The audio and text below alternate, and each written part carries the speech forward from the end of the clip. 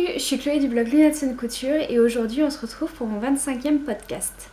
Alors tout d'abord j'aimerais vous remercier parce que vous êtes de plus en plus nombreux à me suivre malgré mes absences plutôt longues et répétées. Sincèrement je vous en suis extrêmement reconnaissante, d'autant plus que j'ai de plus en plus l'occasion de partager avec certains de vous qui m'écrivent et j'ai beaucoup de plaisir à échanger avec vous. D'ailleurs j'en profite aussi pour remercier Virginie de Nini Bidule qui, suite à mon appel à l'aide concernant un coupon que j'avais trouvé chez Toto et qui était trop petit pour que je puisse me faire la combinaison que je souhaitais faire. Virginie travaille chez Toto et du coup elle a regardé dans son magasin si elle trouvait le même coupon et elle l'a pas trouvé. Bon bah tant pis, c'est comme ça, mais en tout cas Virginie, je te remercie beaucoup pour ce geste. Je sais que je te l'ai déjà dit, mais ça m'a vraiment touchée et puis bah, même si ça n'a pas marché, c'est pas grave, c'est l'intention qui compte et je suis touchée que tu aies regardé pour moi. Et j'en profite aussi pour faire un autre coucou un petit peu particulier à ma copine Chiara, qui est une très très bonne copine du lycée et dont je vous parle de temps en temps quand je vous présente les cadeaux que je lui fais pour ses anniversaires, qui a découvert totalement par hasard la chaîne, qui m'a fait la remarque de manière plutôt bienveillante. Je suis ravie, Chiara, que tu prennes cette petite cachotterie plutôt du bon côté. J'espère que tu passeras un bon moment, enfin que vous passerez tous un bon moment en regardant cette vidéo. Et si vous vous demandez ce que je porte, c'est le pull Satley que j'avais tricoté il y a quelques années maintenant en laine de chez La Filature du Parc. C'est un modèle tout simple qui se tricote à plat. Bon, c'est le côté pas cool, mais bon, c'est comme ça. C'est un modèle de Rowan, je crois, à la base. Et du coup c'est un point dentelle mais qui se retient très bien et qui doit être assez facile à faire. Alors, pour être honnête, la vidéo j'ai déjà tourné au mois de février, sauf que j'ai pas du tout eu le temps de faire le montage. Là franchement au travail ça a été... Il y a des moments où on met la tête dans un tunnel et il faut juste attendre que ça passe pour en sortir et là ça a été exactement ça. Et vendredi c'était mon anniversaire. Donc je fais officiellement partie du club très privilégié des trentenaires. Je sais pas si un jour on se sent réellement adulte ou pas. Je pense que si on doit se sentir adulte le jour où on a des enfants. Mais ouais, je me suis sentie un petit peu plus adulte ces derniers temps. On a trouvé un appart que je vais acheter et qui est en construction et donc en 2022 normalement je déménagerai. Et je dois dire que c'est un projet qui m'enchante beaucoup et j'ai hâte. J'ai hâte de voir comment ça va se passer, de voir comment on va pouvoir le décorer parce que vu qu'il est en construction, il y a absolument tout à faire et je trouve ça super cool. Normalement, l'entreprise doit nous envoyer des échantillons d'ici septembre pour choisir le sol et tout ça et franchement, j'ai hâte. J'ai hâte. Par contre, c'est vrai que les histoires de banque et tout ça, c'est vachement moins drôle à gérer et ça fait partie des problèmes d'adultes que je me serais bien passée, expérimentée. Enfin bref, voilà. Du coup aujourd'hui je reviens vers vous avec ce 25e épisode de podcast et comme on en avait parlé la dernière fois, je souhaite que ça soit un épisode un petit peu plus cocooning parce que en fait j'avais 2-3 projets à vous présenter en tricot et en couture. Bon c'est vrai que c'est des projets confortables, je sais pas comment on peut dire ça. Et du coup je me suis dit que c'était également l'occasion de vous parler de projets qui sont plus anciens dont je vous ai jamais parlé et que c'est dommage. Donc aujourd'hui on va parler tricot, couture et un petit peu décoration. Alors bien sûr comme d'habitude, si je vous parle de projets dont on a déjà parlé ensemble, je vous mettrai ça dans le petit qui est par là. Et comme à chaque fois ce dont je vous présente, j'en parlais également sur le blog, donc je vous mettrai les liens en barre d'informations. Je vais pas tout vous présenter suivant la chronologie auquel ils ont été faits, parce qu'il y a certains projets qui sont de la même famille et je me suis dit bon quitte à vous présenter une chaussette, autant vous présenter toutes les paires de chaussettes en même temps. C'est plus simple. Et je pense que pour vous aussi ça sera plus agréable. Et je vous le dis maintenant, c'est des vieux projets parce qu'on va parler de ce que j'ai fait l'été dernier. Donc autant dire que ça date un petit peu, mais pour le coup cette saison. C'est triste à dire, mais un an après, oui, c'est cette saison. Alors, le premier projet, c'est le cadeau d'anniversaire que j'ai fait pour ma soeur l'année dernière. Donc ma soeur, elle est née fin juillet. Et du coup, j'ai cherché un moment qu'est-ce que je pouvais bien lui faire parce que elle et moi, niveau fringues, on est vraiment à l'opposé l'une de l'autre. Moi j'aime les choses très fleuries et elle aime les choses plutôt basiques, même si elle va avoir peut-être plus tendance à mettre de la couleur que moi. Du coup je cherchais un cadeau pour Anaïs, donc ma soeur. En fait j'avais l'idée mais j'y pensais plus au moment où je cherchais l'idée. L'idée je l'avais eue quand j'ai reçu le magazine La Maison Victor janvier-février 2020, donc ceux ici, qui présente un peignoir à l'intérieur. Le peignoir Eline qui est ce peignoir là. Ça va de la taille 34 à 56. Et les marges de couture sont pas incluses parce que c'est la maison vide. Donc c'est quelque chose d'assez simple puisqu'il y a 2 pièces d'eau qu'on voit pas, 2 pièces devant, une bande d'encolure qui fait tout le tour, des petits passants, donc il y a 4 trous pour les passants et la ceinture. Et il suffit d'assembler les différentes pièces entre elles. Et ensuite il y a une couture qui part des passants et qui vont jusque sur le bord pour créer des espèces de manches. Et bien sûr il y a un ourlet et voilà. Donc c'est quelque chose d'assez simple à faire. Et donc quand j'avais vu ça, je m'étais dit bah super pour Anaïs, ça devrait lui plaire. Ma soeur est du genre à bien aimer traîner en pyjama et à bien aimer du coup les petites vestes qui peuvent se mettre par-dessus. Bon c'est vrai qu'elle s'est trouvée une veste en pilou grise avec des nuages qu'elle met tout le temps, mais je me suis dit que ça pourrait être sympa qu'elle ait quelque chose d'un peu plus léger pour l'été. Du coup ce qui s'est passé c'est que l'été dernier, je vous en parlais dans mon dernier podcast, il y a les copains de Timothée qui se sont mariés et donc le mariage étant fin juillet, je voulais terminer ma tenue de mariage et ensuite commencer le cadeau d'anniversaire pour Anaïs. Sauf que faire la tenue m'a pris plus de temps que ce que je pensais et que du coup ça a traîné, que j'avais pas acheté le tissu en avance parce que je savais pas trop quoi lui prendre. Je suis allée au plus proche, donc le plus proche c'est le magasin Coup d'Émail à Vitry. C'est un magasin d'usine où dedans il y a des rouleaux de tissu, d'anciennes collections, des marques qu'ils ont, donc il y a Maé Maé, Terre de Marin, Coup d'Émail. Il y en a peut-être d'autres mais je me souviens plus les noms. Et c'est hyper avantageux parce que quel que soit le tissu, c'est à 6 € le mètre. Je lui ai pris un coupon comme ça. Donc c'est du coton qui est un petit peu fripé. Je sais pas quel est le terme technique pour dire fripé. Donc graphique avec des petits carrés sur fond noir, au milieu des petits carrés sur fond blanc et il y a une séparation ici avec des petits triangles. Et donc Anaïs qui est plutôt classique, qui aime beaucoup les choses noires et blanches, assez graphique, je me suis dit super, ça devrait lui plaire. En fait ce qui est compliqué c'est qu'on a des goûts tellement différents que des fois je m'imagine qu'il y a des choses qui vont lui plaire et en fait pas du tout. Par exemple en ce moment chez Nose il y a des chaussures André et j'avais vu une paire hyper classique donc je me dis ah bah ça va lui plaire, donc je lui envoie la photo, elle me fait ah non j'aime pas du tout. Bah c'est ça en fait, moi je pense qu'il y a des choses qui vont lui plaire et je me rends compte après que ça lui plaît pas. Mais ça je crois que ça lui a plu. Mais comme elle verbalise pas, c'est hyper compliqué de savoir si ça lui plaît ou pas. Mais généralement quand ça lui plaît pas on le sait tout de suite. Donc je me dis là elle a pas dit que ça lui plaisait pas donc c'est que ça doit lui plaire. Ça devient compliqué hein. Et ce qui me parlait d'autant plus dans ce tissu c'est qu'Anaïs elle a un maillot de bain qui a des motifs qui ressemblent un petit peu à ça. Bon ça, quand vous verrez les photos vous verrez que les motifs n'ont rien à voir. Mais dans l'idée c'était du graphique noir et blanc et du coup je me disais bah ça peut matcher pas mal. Sauf que c'est là où il y a eu pas mal de problèmes. Parce que le magazine dit pour une taille 40 qui est celle que j'ai fait, il disait 2,30 m de tissu. Moi j'avais calculé dans le magasin par rapport aux répétitions de motifs et tout ça et j'avais calculé qu'il me fallait 2,50 m. Donc j'ai pris 2,50 m ce qui correspondait à la fin du rouleau. Après j'étais pas plus inquiète que ça parce qu'il y a d'autres rouleaux et tant mieux. Arrivée à la maison je lave le tissu, une fois que le tissu est sec je commence à décalquer et là je me rends compte en fait que sur les 2 pièces d'eau et 2 pièces de vent, j'avais pas assez de tissu pour décalquer la dernière pièce. Donc je retourne au magasin le soir après le boulot, je reprends 1 mètre de tissu par rapport aux répétitions de motifs, je lave, je le fais sécher, je décalque et là, en regardant les repères et tout ça, parce que forcément je comptais les carreaux pour que ça tombe au bon endroit et tout ça, je me rends compte qu'il y a un carreau de différence. Donc je recompte dans tous les sens, et rien à faire, il y a vraiment un carreau qui correspondait pas. Donc là j'étais un petit peu sur les nerfs. Du coup Timothée il m'a dit bah c'est pas grave j'y retourne, donc Timothée est retourné au magasin, il y avait un 3e rouleau de ce même tissu, donc il a demandé à avoir le 3e rouleau, et là ils ont ressorti 1 mètre et ça correspondait. Après, je pense pas que je me sois trompée dans les carrés, quoique on sait jamais, parce que vu que c'est du tissu fripé, si j'ai pas assez bien repassé ou je sais pas quoi, bah peut-être qu'il y avait une différence dans la tension et que du coup il y avait un carré qui passait un peu plus inaperçu. Mais n'empêche que ça m'a agacée et que ça m'a mise en retard. Parce qu'on fêtait l'anniversaire d'Anaïs début août, avec toute la famille et tout ça, et Anaïs elle aime bien avoir son cadeau à l'heure. Moi j'offre toujours les cadeaux en retard, du coup je m'en fiche un peu.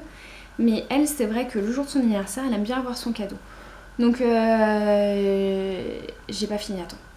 J'ai pas fini à temps et toutes ces péripéties autour du tissu, ça m'a franchement gavée. Et quand ça commence à me gaver, ça me gave jusqu'au bout. C'est vraiment un ouvrage que j'ai pas apprécié faire.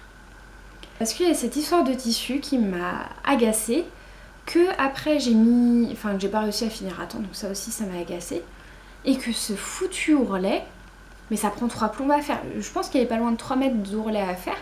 Mais du coup, c'était tellement long et c'est pas intéressant à faire un ourlet. Enfin, ça fait pas partie des choses que j'aime bien coudre.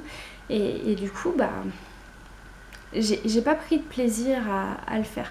Par contre, dans les points positifs, c'est que j'avais un petit peu peur de l'encolure parce que l'encolure, en fait, c'est juste une grande bande de tissu qu'on découpe. Sauf que l'encolure du peignoir Hélène, elle est un peu arrondie. Et donc je me disais, pour réussir à respecter le motif, sachant qu'il y en a un qui va être plus arrondi que l'autre, ça va être une galère. Et en fait, en tirant un petit peu sur le tissu, je sais, on n'est pas trop censé faire ça, mais j'ai réussi à faire à peu près correspondre et du coup, le rendu est très joli. Et pour la ceinture, je m'étais appliquée à couper en fait au niveau de cette bande-là pour avoir la séparation qui tombe parfaitement en fait sur le reste et avoir une ceinture un peu plus fantaisie. Par contre, là où je me suis plantée, c'est que du coup mon deuxième coupon, là, celui qui correspondait pas au reste, je l'avais mis de côté en me disant bon bah c'est pas grave, je ferai quelque chose avec et comme une idiote j'ai commencé à couper la ceinture dans ce coupon là. Je m'en suis rendu compte assez vite, donc j'ai dû couper juste sur 15-20 cm, mais n'empêche, ça aussi ça m'a mis en grogne. En fait j'ai passé mon temps à grogner sur ce projet là et du coup c'est pour ça que j'ai pas eu de plaisir avec, mais bon c'est comme ça. Et les passants de ceinture, je pensais que ça allait être compliqué et en fait non, ça a été. En fait, il suffit de bien superposer et ensuite on coupe les deux l'un en face de l'autre, on recache les petites parties coupées et on refait une couture autour. Et en fait, ça se fait plutôt bien. Plutôt bien. Ouais, non, j'ai pas eu de difficulté là-dessus. Après, j'imagine aussi que la difficulté de ce peignoir-là, c'est aussi suivant le tissu qu'on choisit. Parce que moi, avec du coton, j'étais plutôt tranquille. Mais c'est vrai qu'avec une matière satinée, ça va être totalement autre chose. Et en fait, ce qui m'a vraiment agacée dans ce projet, c'est qu'à la base je me disais super, ça va être un cadeau facile et rapide à réaliser.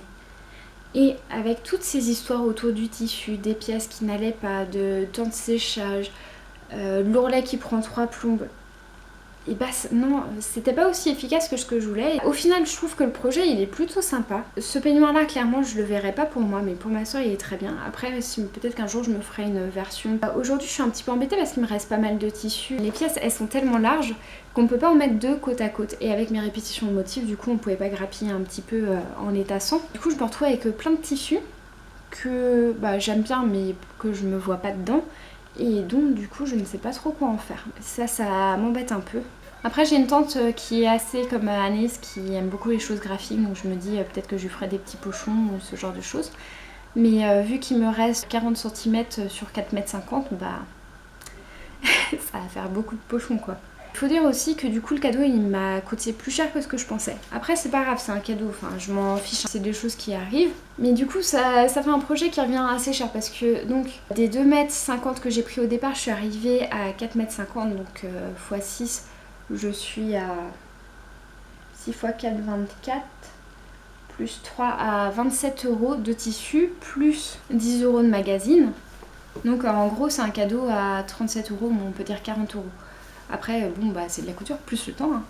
Parce que vu le temps que ça m'a pris, hein, heureusement que je suis pas payée au SMIC.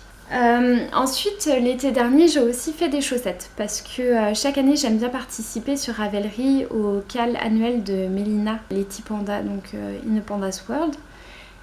Et l'année dernière, c'était le call du Filmambule. Et l'été, généralement, il y a des défis qui sont un peu plus particuliers. J'aime bien y participer, je sais pas pourquoi. C'est peut-être parce que j'ai plus de temps avec les vacances, ça me motive et du coup j'aime bien. Et donc l'année dernière, il y avait 3 défis auxquels j'ai participé en faisant des chaussettes. Parce que les chaussettes, j'aime bien, c'est rapide. C'est rapide et c'est facile, il n'y a pas trop à se prendre la tête et puis on découvre pas mal de points avec les chaussettes, donc j'aime bien. Dans les défis de l'été, il fallait prendre un engagement sur une des thématiques annuelles basiques. Donc moi j'avais pris, c'était celle de juillet. En vacances j'oublie tout sauf mes aiguilles. Du coup j'ai tricoté des chaussettes extrêmement simples avec la laine autorayante de Steinbach Wolle. C'est une marque autrichienne que j'ai trouvée chez Nose. Donc il me semble que la pelote était à 0,99. Donc c'est Effect 50. Bon je voudrais bien faire les choses, je dirais Effect 50. Je crois que c'est ça. Hein. J'essaye de me la péter en parlant allemand mais si ça se trouve je suis en train de dire une grosse bêtise. C'est la laine à chaussettes basique, hein, parce que en gros c'est 75% laine vierge et 25% polyamide, avec Ah non, il n'y a pas l'échantillon. Ah si, avec un échantillon de 39 francs et 30 mailles. Qui se en 2,53. Elle est super wash, qui est une bonne nouvelle. Et pour une pelote de 50 grammes, il y a 210 mètres. Donc moi qui chausse du 40, j'arrive à me faire des chaussettes avec une tige assez courte dans une pelote. Donc ça c'est plutôt cool. Donc mes chaussettes, les voici. Je les ai fait vraiment suivant ma recette habituelle. Donc en montant 10 mailles en Turkish Caston, en augmentant jusqu'à 60. Après c'est que du jersey. Là on a un talon en wrap and turn avec 10 mailles. La tige toujours en jersey, des côtes 1-1 et un rébattage élastique fait avec l'aiguille à laine. Et du coup ce que j'aime bien faire c'est je m'arrange pour que les chaussettes commencent et se terminent au même endroit. J'aime bien la symétrie sur les chaussettes. Du coup je me débrouille avec la balance pour savoir à peu près quand est-ce que je suis au milieu de la pelote. Et en faisant attention à où est-ce que j'ai commencé exactement. Je suis du genre à mesurer le nombre de centimètres qu'il y a avant la deuxième couleur pour refaire le nœud exactement au même endroit. Je sais pas si j'arrive à un niveau où il est temps de s'inquiéter ou pas. Au moins je suis maniaque sur une chose parce que clairement c'est pas sur le rangement. Je dis ça mais vous... Non là ça va, c'est à peu près rangé aujourd'hui. Je fais des efforts franchement. Mais c'est pas de ma faute, c'est l'appartement, il est trop petit. Quand on sera dans le nouvel appart, ça sera... Enfin non, vaut mieux pas que je m'avance. Du coup j'ai eu absolument aucune difficulté avec ces chaussettes là. Et je les trouve plutôt agréables à tricoter, enfin elles sont tellement basiques. La laine était pas mal du tout. Elle glisse bien, elle se dédouble pas, il n'y avait pas de nœud. C'est pas la première fois que je tricote les Steinbar Wolle. J'avais fait aussi les oranges, je crois que je vous avais montré la dernière fois. Et toujours cet été, enfin l'été dernier, j'ai tricoté aussi ce coloris là. Donc la bleue c'est la couleur 2 et celle-là c'est la couleur 04. Et donc j'ai fait exactement les mêmes chaussettes dans cette couleur là. Donc qui ressemble à ça, qui a des rayures plus fines, qui sont du coup orange, bleu, vert sapin. Il y a un mélange de beige et de bleu et du... comment ça s'appelle ? Du bordeaux, bordeaux lit de vin. Et après il y a un mélange de beige et vert.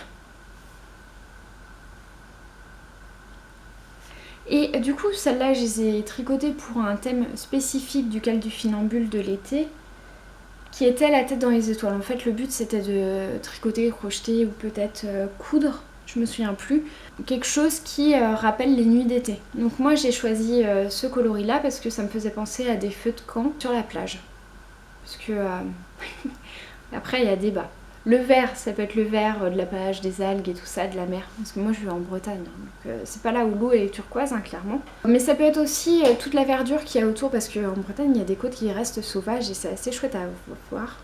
Le bleu, soit de la nuit profonde, soit de la mer. Et on a donc le rouge et le orange qui sont là pour le feu.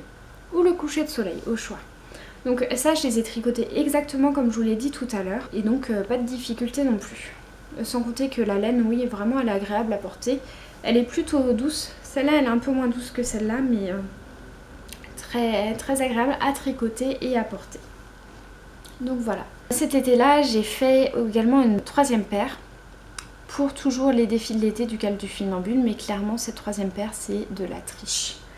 Alors que je m'explique. Le dernier thème c'était cocktail avec glaçons. Donc le but c'était de tricoter quelque chose qui rappelle par les couleurs notre cocktail préféré. Sauf que moi je bois pas. Je bois pas d'alcool, plutôt, c'est plutôt ça. J'ai cherché un moment qu'est-ce que je pourrais bien faire parce que c'est pareil, je bois pas beaucoup de jus de fruits parce que c'est pas tip top pour la santé non plus. Mais il y a un petit plaisir que j'ai pas arrêté, que j'ai en commun avec ma maman, c'est l'été quand on est ensemble le soir. Bon, là, il se couche, on aime bien faire un lait fraise. Il y a d'ailleurs une histoire avec mon père, mais que je vous raconterai pas parce que à chaque fois qu'on m'en parle, c'est pour se moquer de moi, donc j'ai pas rajouté une source supplémentaire de raillerie. Même si je dois l'avouer que c'est un petit peu mérité, mais bon. Il y a des choses qu'on assume moins, et ça fait partie des choses que j'assume pas trop. Bref, donc je me suis décidée pour me faire des chaussettes lait fraise avec du coup un petit carré de chocolat. Les chaussettes vont être très très bizarres parce que autant dire elles sont pas portables aujourd'hui parce que j'ai eu une idée de génie. Sur Pinterest j'ai trouvé un point que je trouvais très joli et du coup je me suis dit super, je vais me faire des chaussettes avec ce point là. Sauf que ça m'a pris plus de temps que nécessaire et que du coup la fin du challenge approchait.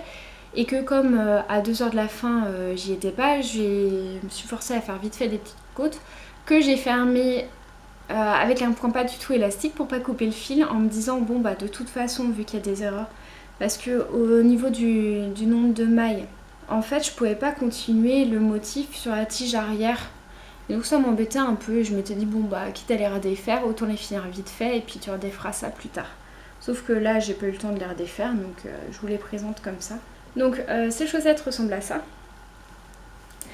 Autant dire que je ne peux même pas passer le pied dedans parce que ça, vu que c'est pas élastique, bah ça passe pas. Mais je trouve le point vraiment très joli.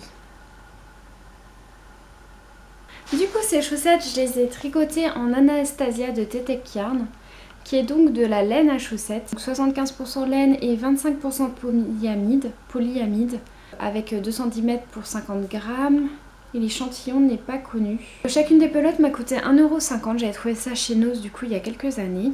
Par contre, je sais pas si vous connaissez en symbole de nettoyage, mais moi je dois dire que je m'y connais pas trop. Et que Timothée les a mis à laver à la machine à 30 degrés l'autre jour et que les siennes en sont ressorties toutes feutrées. Donc j'imagine qu'il y a un de ces symboles qui veut dire qu'il faut pas laver ça à la machine, mais je les connais pas. Pour les réaliser, j'ai fait ma recette habituelle, donc j'ai fait 10 mailles en Turkish Caston que j'ai augmenté à 60 mailles. Ensuite j'ai utilisé le joli point que j'ai trouvé sur Pinterest qui s'appelle Traveling Vine. C'est ce que je disais, donc à la fin j'ai fini très rapidement en faisant des petites côtes 1-1 et un rabattage pas du tout élastique, histoire de dire que c'était fini. Et bien sûr j'ai fait un talon en wrap and turn avec 10 wraps. Du coup ces chaussettes là clairement je vais pas les laisser comme ça, je vais entièrement les défaire parce que pour réaliser le point j'ai passé 2 mailles du dos devant et donc j'ai plus assez de mailles derrière pour faire le motif sur la tige. Donc le but c'est je vais les défaire entièrement et je vais refaire ça avec 64 mailles de façon à pouvoir faire le motif sur toutes les chaussettes au niveau de la tige.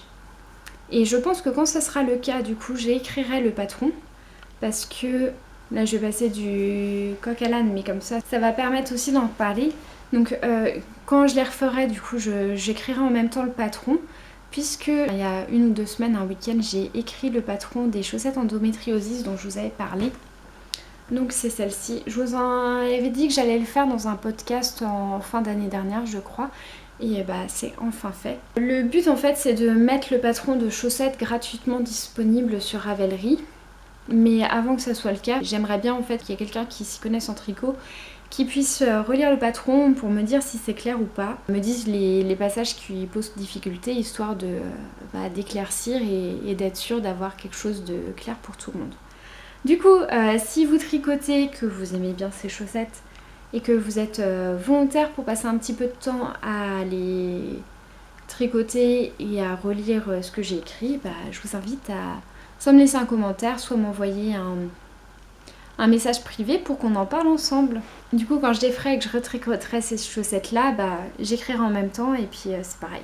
Si vous êtes intéressés, on en parlera ensemble et vous pourrez peut-être m'aider en les testant. Du coup ça c'était ce que je vous avais à vous montrer de ce qui a été fabriqué l'été dernier. C'est ce que je disais, donc là entre un peignoir et des chaussettes, effectivement ça faisait un peu plus cocooning et du coup je me suis dit que c'était peut-être aussi l'occasion de vous parler des culottes que j'avais fait pour ma maman.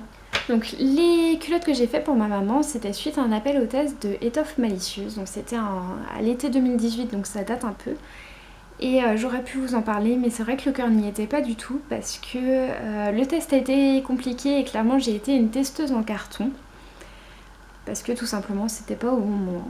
Je sais pas si j'avais tourné des vidéos l'été 2018 ou pas, mais ma petite mamie, de laquelle j'étais très très proche, était en soins palliatifs et on savait que c'était ces derniers moments. Et c'est des moments qui sont pas faciles, où on a besoin en même temps d'être assez distant tout en étant extrêmement proche parce que c'est compliqué de voir quelqu'un qu'on aime beaucoup qui souffre. Et que même si on aimerait être là à tenir la main tout le temps, il y a aussi des moments où il faut s'éloigner, penser à soi et comment dire, faire des choses pour soi qui nous permettent de revenir tenir la main encore plus fort et que c'est compliqué. Et donc faire un test à ce moment-là, clairement, c'était pas une bonne idée. c'était pas une bonne idée et j'avais pas pensé que c'était pas une bonne idée, ou peut-être que je pense que c'est plutôt on savait pas qu'elle allait mal à ce moment-là et du coup j'ai dit oui avant de savoir et ça a été compliqué à gérer. J'ai la chance que Viviane ait été extrêmement compréhensive, mais je comprends tout à fait pourquoi elle m'a pas rappelé pour les tests suivants.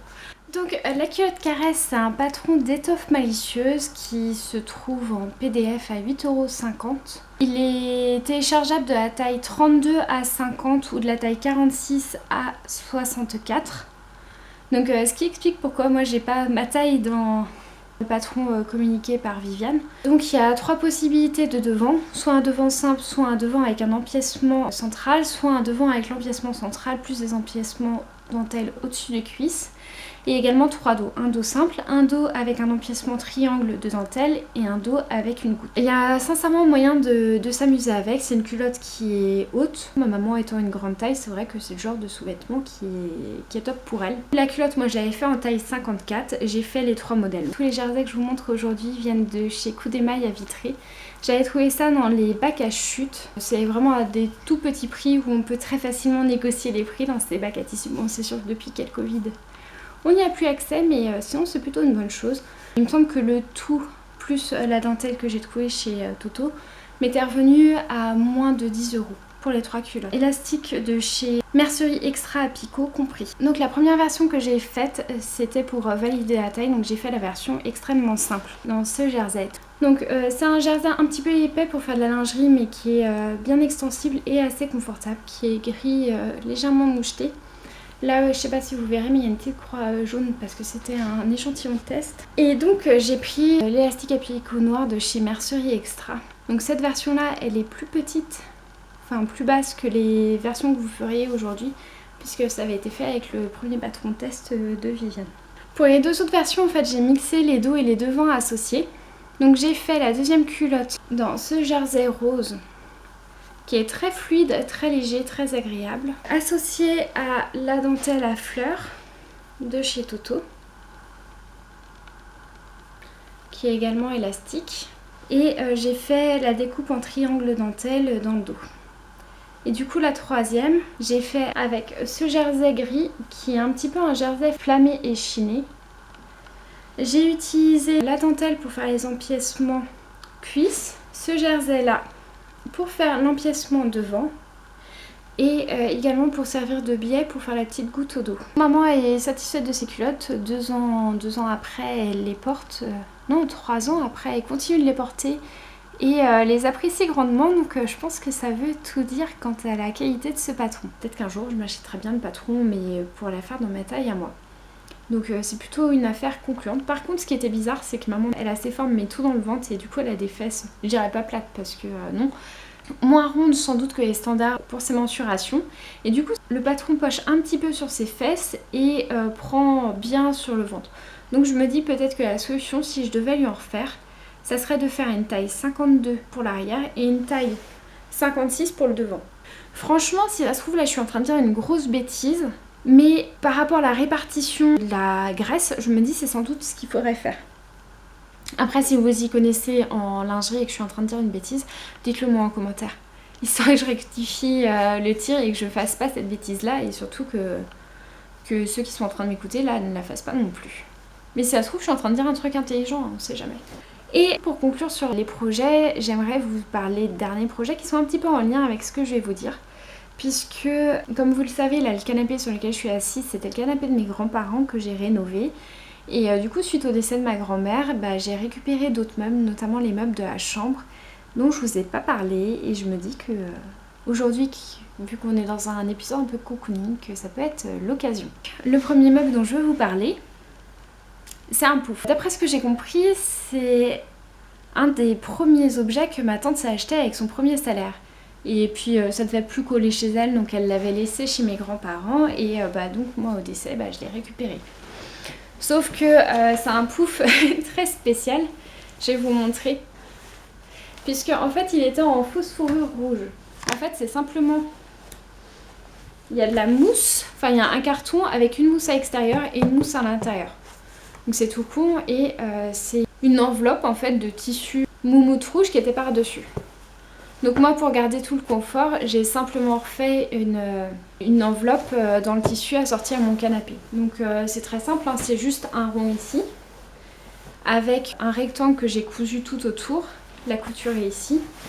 J'ai laissé dépasser un peu, j'ai fait une coulisse, j'ai mis un élastique. Et c'est fini. Et franchement, je me dis, ma tante, elle est née en 1950, donc elle a dû commencer à travailler au début des années 70.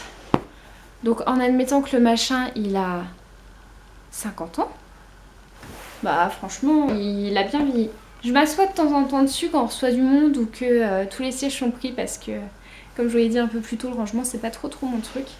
Timothée dira que lui, il range. Mais moi, je trouve pas que c'est rangé non plus. Je pense que c'est un comme ça. Je sais pas ranger, mais j'ai des standards de rangement très élevés. Bref, des fois, il arrive que ce soit plutôt nos sacs qui soient sur les sièges que nos fesses. Et dans ce cas, je m'assois là-dessus. Ou je m'assois aussi là-dessus le matin quand mon téléphone n'a plus de batterie et que je veux regarder une vidéo ou que je suis en train de lire sur ma liseuse qui a plus de batterie. Comme ça, je m'installe pour petit déjeuner contre la prise du salon. Et franchement, il est très confortable pour quelque chose qui a bien vécu.